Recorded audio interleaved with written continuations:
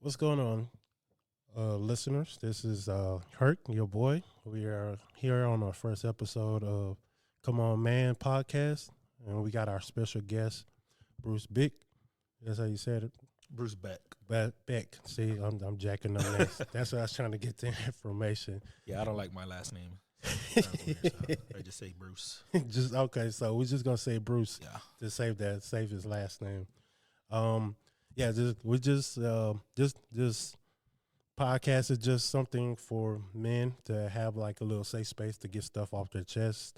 You know, we can talk about sports, sports, marriage, um, daily life things that we deal with as men, and just kind of just in general, just getting a lot of stuff off our chest because us men, we don't have a lot of things or a lot of spaces to Yeah. basically get stuff off our chest, because if we say something the wrong way, then people think we being too soft or too weak, or they look at us crazy like, oh, you trying to give up or what? Yeah, for sure. But Most my, definitely. yeah, but more likely here's our guest, Bruce. You want to introduce yourself and everything? Yeah. Yeah, for sure. Thanks for, having me on as the first guest for this podcast. That's awesome. And I'm Bruce. I live in Houston for a little over a year. I just moved down from Colorado. I was there for a couple years. I was in the military for a little over 7 years. And before that, I was in Miami the whole time, just going to school and working before joining. So, yeah, that's pretty much like the big core stuff that's happened in my life. Okay. Few words. And you said you've been in the Air Force and stuff? Yeah, I was in the Air Force for most of my time was in Montana. I did like 6 years, and then I went overseas for a year in Turkey. Okay. Yeah, it was awesome. My time there in Turkey. All my Turkish brothers there. I miss you guys. Shout out to the Turkish brothers. Was Yeah. good. Hope you're listening to the podcast. Is that where you met your wife, or? No, I met her in Miami Oh, damn. before I went into the Air Force. Okay. It was actually her idea because she wanted to go into the Air Force, Really? but I ended up going in the Air Force. Okay. And then And what, she's always been a little jealous since I did what she wanted to do. Yeah. That was like her whole dream that she wanted to go. okay. Is that So- oh, so she's jealous because she didn't get a chance to go to the Air Force, or what? Yeah, she was going to school for like aeronautical engineering, like stuff to do with planes and stuff. That's But I ended up going to the Air Force. But that's she was happy at least to be part of it as a spouse. So, okay.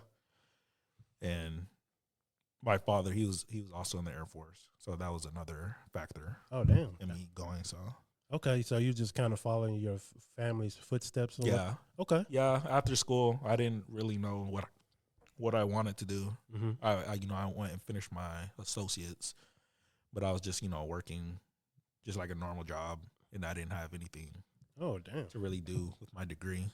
And then I ended up just looking into it. Okay. So, Okay.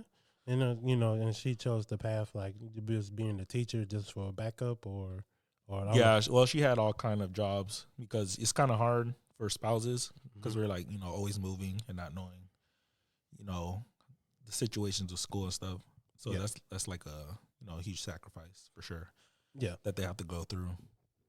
But yeah, hopefully Houston is somewhere we settle for a long time Okay. so we can plant our roots and she can it'll be more stable Yeah. for So her. yeah. So what made you Houston out of all places? You could have lived anywhere else, but Houston, Texas. What- Yeah. What made you? The biggest factor was finding somewhere warmer for sure. Like You're not a we cold. were we were in Montana Mm-hmm. for 6 years, so I'm really used to the cold. Okay. So Colorado was a little warmer than Montana, so it wasn't that bad. But I still wanted to go somewhere that wasn't snowing like half the year. So I thought you was a snow person, like a cold person. Like, Well, I'm used to the snow. Like it'll get into the 50s and 60s, oh damn. but I'm still wearing like flip flops and shorts. You know, I go outside, people like wearing Uggs and stuff. Oh damn. So you the one with the shorts and the white beater and some Yeah. slides. Yeah, Talk that's about all I I wear. ain't cold. That's the Miami outfit. It's like shirt, shorts, some socks, and the flip flops. Yeah. Okay. Yeah, like it's summer Oh, pretty man. much all year round. Shit, man. Shit. Okay. Okay. No, but yeah, we were supposed to do that conversation starter, but we already started the conversation, so it's getting pretty good. Yeah, we could just We can talk yeah, about anything really. yeah. Let's go ahead and hit that question. So, what is one thing you would change as a man in our society? And now this is specifically only for men, or is it just for You society in general? it's however way you mix it up. You know, it can be man, it can be in general, it can just be anything. Like, what would you change personally in society, just in general? Just do it like that. If you had the I mean, power. there's so many things Pick that one. I feel like I would say education Mm-hmm. would probably be one of the main things. Just being able to have more access for everybody to Okay. have education. Yeah. It's like I don't really see any cons to people being able to learn. Just having a smarter, society in general, Mm-hmm. instead of people not being able to study what they want to study because of mostly, of course, finances in this country. It's really expensive for like going to universities and creating debt, and some people just don't have that, those resources to do that. Yeah. Sound like kind of scoot the mic in a little bit. Okay. Yeah. It kind of fading in and out. It's all good. My bad. Go ahead. Continue. But yeah, I would say, yeah, that would probably be one of the big things. I'm not even just saying free education, but just something that's reasonably available for people to go. Everybody can't go to the obviously most prestigious universities for free, of Right. course, but just having, I think that would be good for overall society. Okay. So education is more like a more forefront type of thing for you. It's basically your main priority is education, Yeah. and that's just just in general from young kids all the way to like adults. Oh yeah, for sure. Okay. So I would say because one of the main factors for me joining the military was to get free education. Mm. So I was able to get, school while I was in, but obviously, that takes years of a commitment just to be able to go to school. Right. And, everybody can't join the military. True. So it feels like you have to make such a big commitment, moving around with your family and stuff just to be able to have free education. Yeah. Instead of, just being available for everybody to have access to it. Yeah, I kind of agree with you on that, because it's kind of harder for people to. Well, it's limited for people like who have like harsh backgrounds and stuff. Like Oh yeah, criminal backgrounds and stuff, Yeah. or that just done something in their later years and it kind of hurts them now Mhm. as an adult or whatever. And whatever they trying to do, like go to the military or have like a big high paying career, and you know how the industry is. They look at your resume, they look if you got a degree, Yeah. if you have some type of knowledge or whatever, and they just like, nah, you're not qualified because Yeah. you don't have these credentials we're looking for, because you stole when you was like 10 or whatever, or you did this, you was hanging out with the wrong crowd, or your name is different, like the Quisha or something like that, Yeah. or Stereotyping. Sure. or stereotyping. So, and it's kind of hard, not just for a particular race. It's just for people in general. It's hard because I know everybody have the opportunity to do better, but it just in their circumstances, it's really really difficult for them to do that. Yeah. In a way.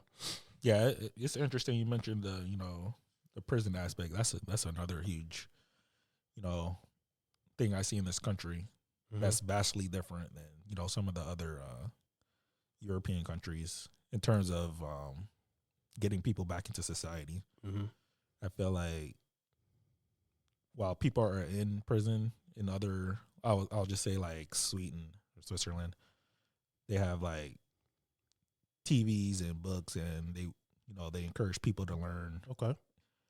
And I think when they get out, it's not, you know, as harsh as not being able to find a job compared to being here, where it just seems like it's a jungle in the prison here. And then when you get out, people, you know, still judge you and don't want to hire you because of, you know, whatever you're supposed to do.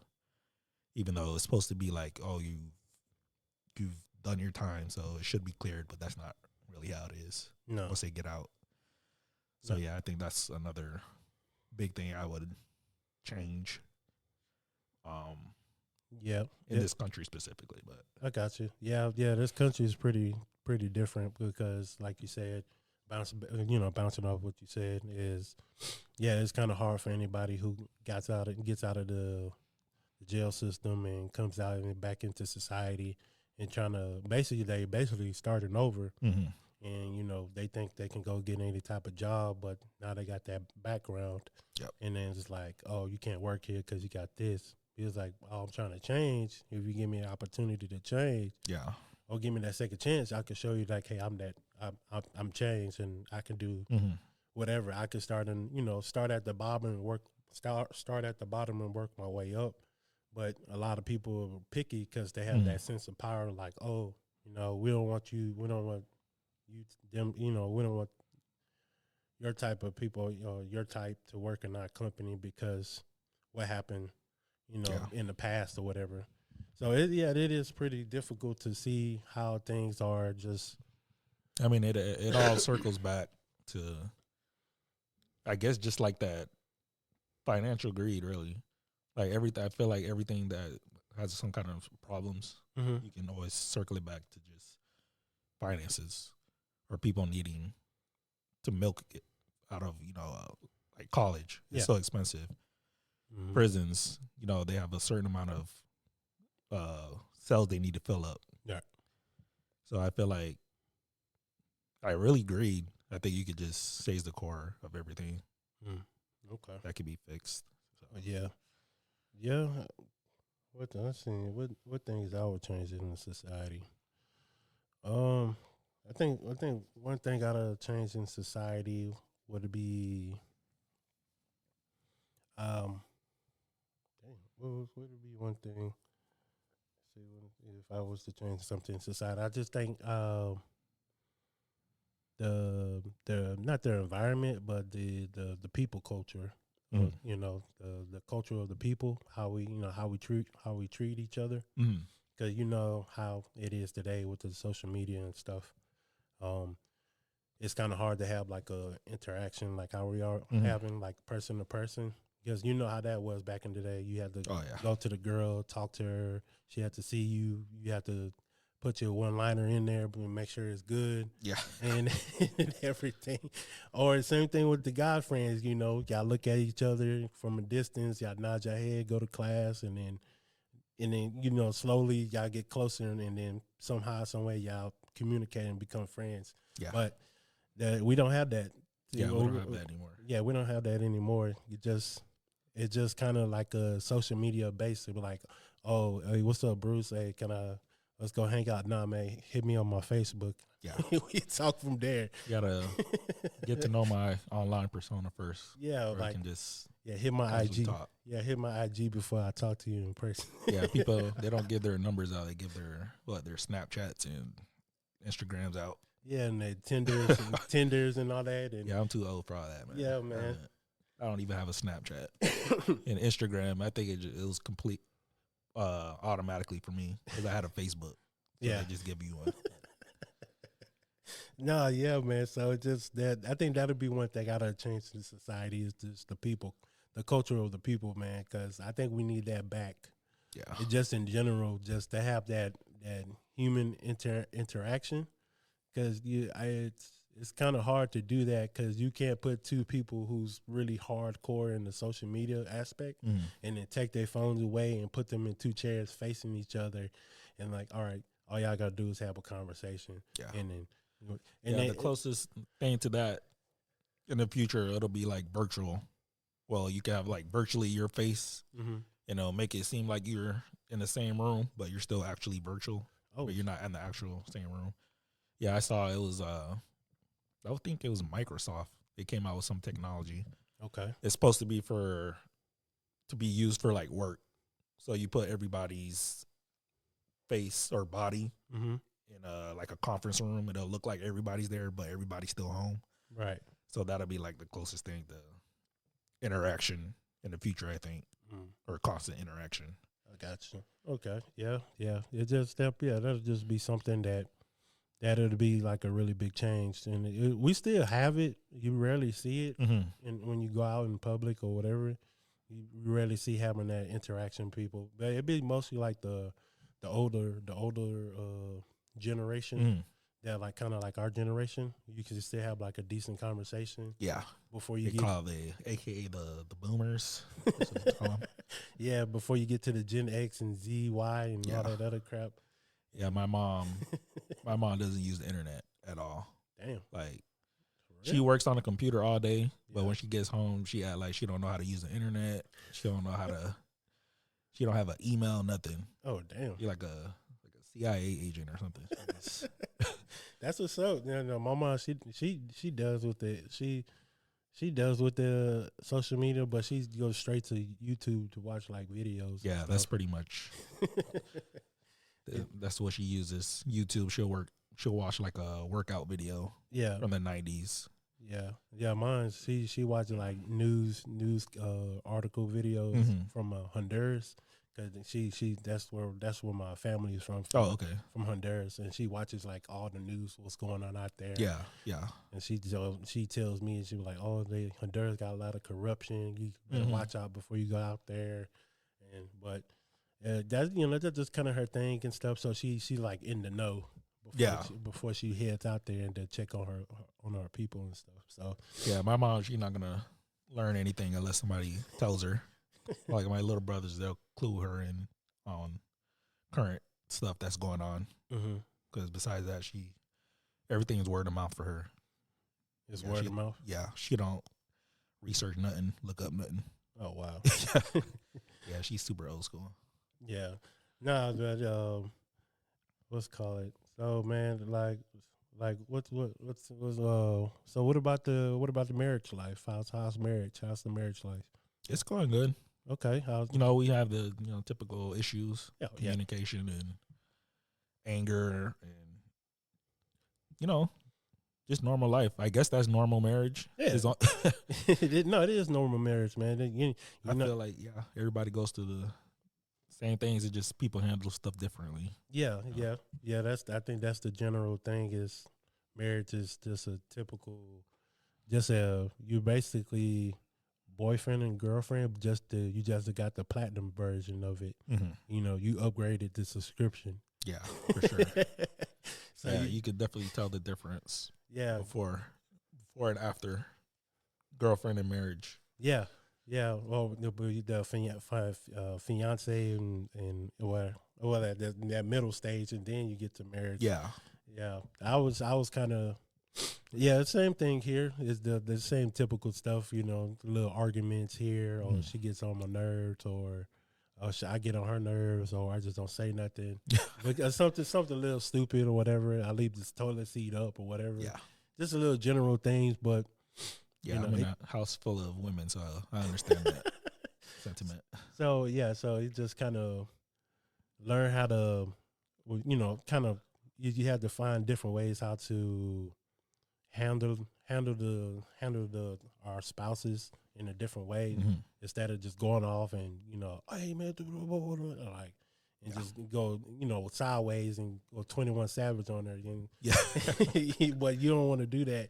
So you have to find a way to okay, she tripping about something. I'm going to go over here and you like, hey, give me a few minutes. Let me go walk off and play the game or do something. Yeah. But they take that the wrong way because I don't know how women perceive things when we say things to them. They take it as a disrespect. Like if you just go to your room and stay to yourself. Yeah, they take that as the end of the world. No, and then the crazy thing is like we explained that to them. We were like, hey, I'm just gonna go take a walk real quick because I'm kind of hot right now and I don't want to go off on you. Let me go do. Oh no, we're gonna talk about it right now. Yeah. And then we're like, no, we can't talk about it right now. No, I'm ready for it right now. And he's like, nah, all right, I'm gone. It's their timing. Yeah, bad timing, and they still try to push your buttons and stuff, and then you go up to your room or you go do something different. So just to calm yourself down before you have this serious conversation with her. Yeah, and then you can kind of go to your office and clear my mind. Okay, what happened today? Oh, I left the toilet seat up, or I didn't wash no dishes, or I did something stupid, or I say something crazy, and then you kind of play it back and be like, okay, I can say, okay, I'm cool, I'm calm and collective. I can say this to her.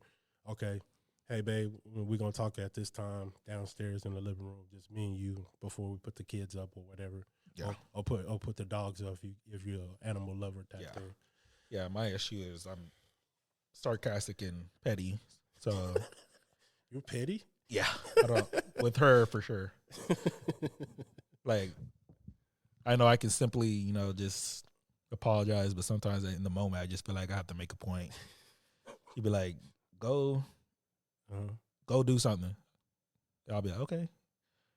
I'm just gonna, or yesterday I could say she was asking me to go get a towel or something. Yeah. And there some kind of argument, and then I was walking away. She's like, we're in the middle of an argument. I'm like, I'm just simply going to go get a towel that you asked me to do 5 minutes ago. Knowing that, you shouldn't walk away in the middle of an argument. Right. Or a discussion, I should say. It wasn't too much of an argument. Right. But, little things like that, it can explode into a moment just from being petty and sarcastic and stuff like that. You don't look like the petty type. You don't look like the petty type. Yeah. I can see you sarcastic. I never seen you as the petty type. No, I can agree, man. She probably tell me do stuff. And, she would probably tell me, like, example, she would probably tell me her day and be like, hey, babe, I did this and blah, blah, blah, blah, and everything happened. And, man, I'm doing a lot, and I need this, I need that, I need all this type of help. And, I think she's trying to ask me for help, but she's not, like, telling me, like, hey, I need your help. Yeah. But she just, like, tell me a whole spill what's going on in her day. Mm-hmm. And then I'll be like, oh, okay, that's what's up. Yeah. That's what's up. I hope you get through it. I'm here to support you and like, whatnot. Dang, that's crazy. Yeah, and then she looks at me crazy. It's like, motherfucker, I told you I need your help. You didn't say you did. You got to. For her, I let her know like, hey, you got to specify whatever you need. Yes. If you need help, just say, hey, Bruce, or hey, Alan, hey, I need help. I need help with this thing. Yes. I need help with the kids, or I need help with the dishes. I need help with you putting the seat down in the toilet or whatever. Yeah, I call that the mind reader syndrome. I think we can. Yeah, they think read their mind instead of just. They think we're like not just our wives, but they're like women in general. They think we got these movie scripts, and we got to read off these scripts and make it sound good. Like, oh, this is what I want to hear in my mind. Mm-hmm. Like he's not telling me that. He's just telling me whatever. That's good, and that's it. And it was like, yeah, that's how we are. We ain't got no. I tell her, I'm not in no damn movie, or I'm not in no script that you have in your mind that I gotta say these perfect things to make it sound good. Like, oh yeah, babe, I'm gonna glide from the stairs and wash these dishes and take care of these kids and change their diapers and clean the dog's butt and then vacuum at the same time and then jig for you in the middle of the living room. I'm not doing all that. I just came from work. Whatever you need me to do, I got it. I take out the trash, take out the kids, and I just want to kick it. I just want to chill. Yeah, that's it. Yeah, my wife, she likes to make her presence known when she's doing stuff around the house. Really? Yeah, she'll like bang in the kitchen or something? She'll like vacuum right near my door. She'll She'll sigh very loud. Yeah. Really? No, I'm hungry. I don't know what to eat. It's like you could just tell me you're hungry. You want me to go get you something. Right. Like I don't want to have to guess if you want me to like warm you something up in the fridge or go something. Just tell me. Yeah. You don't have to, That's it. it doesn't have to be like a whole journey. No. Because I think as men, we're really simple. We're really simple creatures. Like we just want to go to work, provide, sleep, play our games, and have sex or whatever. If that's your intentions. But I think our list is really simple. But you look at their list, it's like a laundry list of things they have to do before they die or some shit. It's like, no, like I'm not. I don't think we're gonna make this list before we pass away. And it's just like, no, man, we're very simple creatures, and I think us in general, we just make everything super difficult. Yeah, as human beings. Yeah, they do a lot. I know. I definitely can help out with more around the house, doing things daily like laundry and stuff like that. Yeah, but it's more in just tell me you need help. Yeah, because when she does tell me, I feel like I'll just do it right away, or we'll do it together. Okay, instead of just taking more, you taking trying more. to just give me hints on that I need to do it. Pretty much, just tell me I need to do it. Yeah, that's it. Yeah, you're not, like you say, you're not no mind reader, or you're not. I'm bad at hints too. My wife tell me to do something in a hint formation. I'm like, I don't know what you're doing. So she over there doing something with her hands, doing the fucking Omaha formation call. I'm like, what are you doing? And she's like, oh, I just need help with this. And then I'm like, why you just didn't say that? It's like you out here screaming Omaha like you Peyton Manning or some shit. Like, dude, come on now. Yeah, I'm a very simple man. Yeah, I just need simple instructions. Yeah, that's it. And I think if we try to specify that or to our wives and stuff, or just in women in general.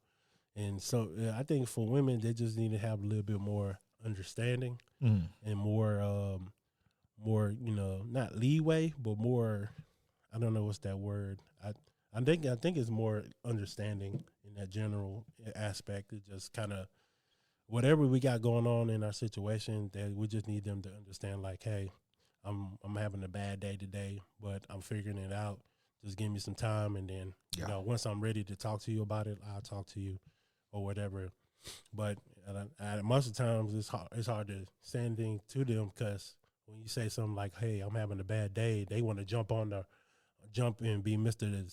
Super detective mode, and like, what I need to do, what happened, what time of day were you at when you start feeling sad, and all that other crap. I'm like, I don't need you to do that. I just need you to just give me some time. Let me go upstairs, play some FIFA on the PS4 or PS5, play some Call of Duty real quick, refresh my mind, or let me go to the gym, and then once I cool off and figure out what I got to do, then if I'm ready to talk to you, then I'll let you know and I'll talk to you. Yeah, I think I would say, they're very nurturing, and I feel like they want to solve things, right away. Through, it could be through communication, talking, but sometimes as men, we're not built like that to where we want to discuss everything and talk about our emotions and feelings. Sometimes we just need some time to ourselves. Yeah. So I think and sometimes we don't maybe even want to talk about it. Maybe we just want to mention it and bring it up, but maybe there's not an actual problem that you need to solve or anything. Right. Something that'll blow over. Everything I feel like doesn't need to have a huge discussion about in our lives. Right.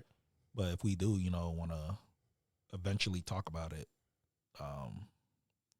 then I think it's a good outlet for them. So I got you. So yeah, man. So we look like getting close to time and whatnot. We don't know, but overall, this is a good conversation. Oh yeah, I'm glad you opened up. I'm surprised. You opened up fully to me, and like, hey man, this is what I'm going through, and blah blah blah blah. I was like, oh shit. Yeah, I mean that's no, but this sometimes people, that's all they need. Just another guy just to talk about stuff. Oh yeah. That's Kind of that. stuff. And I think hopefully this podcast gets bigger, and we're gonna share it to other guys who needs to talk and get shit off their chest. Because I think that's all we need to do is, for us men is just get a lot of shit off our chest. Yeah. But we don't have a how she said, a safe haven or a safe place. Yeah, safe place. A safe place to release all that, because we would say it to the wrong person and they, hey, he over there talking about he doing this and that, and he talk about he trying to give up as a man. Oh, he full of shit, and then they just go a whole, and then now they got this conspiracy theory about you. You're like, oh, you tired and you don't want to work no more and blah blah blah. And you didn't even say all that. You just say, hey man, I just need to take a little break. That's exactly how I be. I just need to understand. Yeah, so but to I don't know. Yeah, we got a little time. Like if you had